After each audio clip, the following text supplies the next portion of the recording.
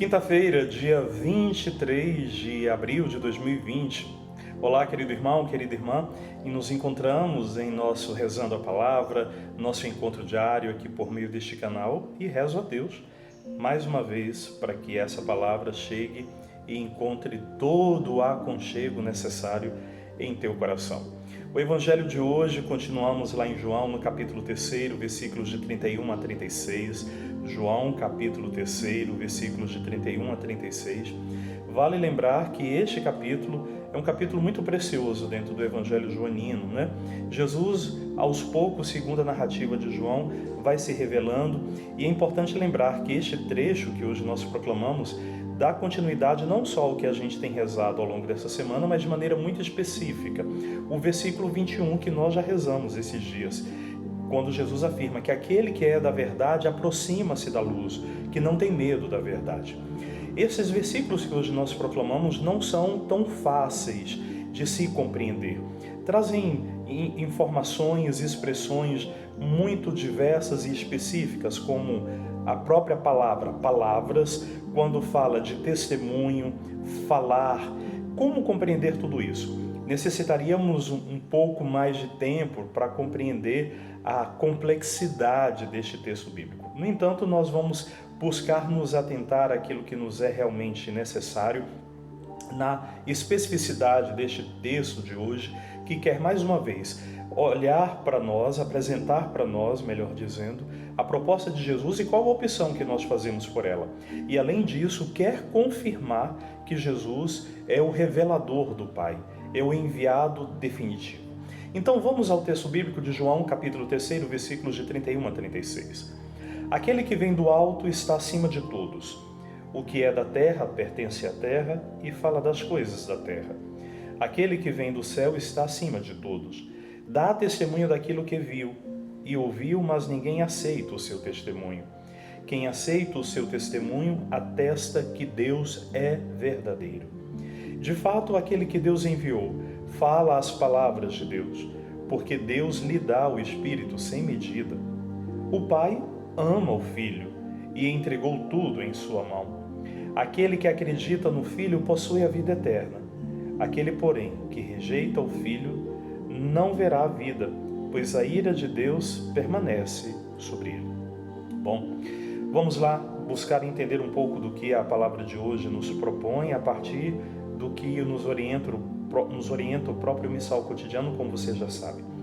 O encontro com Cristo é um encontro decisivo, porque não nos encontramos em face de um enviado qualquer de Deus. Isso mesmo.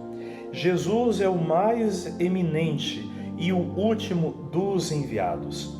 Só ele vem de junto de Deus, diz as próprias palavras de Deus e traz em si a força ilimitada da própria vida de Deus, que é o seu Espírito.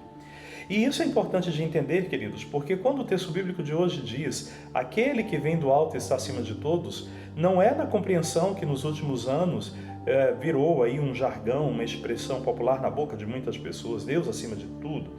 Não é nessa compreensão, porque essa expressão citada por alguns não condiz com a verdade bíblica e evangélica. O que João está afirmando de que aquele que vem do alto está acima de todos é para dizer que é o enviado dos enviados, é o enviado definitivo. É o que fala verdadeiramente em nome do próprio Deus, em nome do próprio Pai, que vem do alto, mas que se coloca no meio de nós para revelar o rosto do próprio Deus. Assim, o texto bíblico de hoje quer exatamente afirmar: é enviado ao mundo pelo Pai para ser imagem e revelação de Deus. Quando Jesus fala, não fala apenas com autoridade divina, é o próprio Deus que fala nele. Por isso, crer em Cristo é crer em Deus. E o oposto seria o quê? Recusar Cristo, repelir seu testemunho, é recusar Deus. É tratar a Deus de mentiroso, porque Deus mesmo deu testemunho a favor de seu Filho. Assim, queridos, o Evangelho de hoje convida-nos ainda a rever o nosso relacionamento com Cristo. Exatamente. Se ao longo desses dias já nos apontava a nossa decisão pelo Senhor, o Evangelho de hoje nos convida mais uma vez a rever o nosso relacionamento com Cristo. A aceitação ou a recusa não é, antes de tudo, um fato, um ato intelectual ou verbal, mas é vital, porque ao fazermos a opção por Cristo, significa que fazemos a opção pela vida, porque assim assumimos o seu Espírito em nós.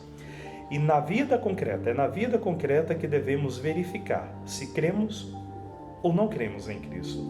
Por isso, se você busca por outros caminhos e outras alternativas afirmar que você acredita ou que você não acredita, o que o Evangelho de hoje quer mais uma vez elucidar para nós, chamar a nossa atenção, é no cotidiano da nossa vida que temos clareza se pertencemos ou não ao Senhor.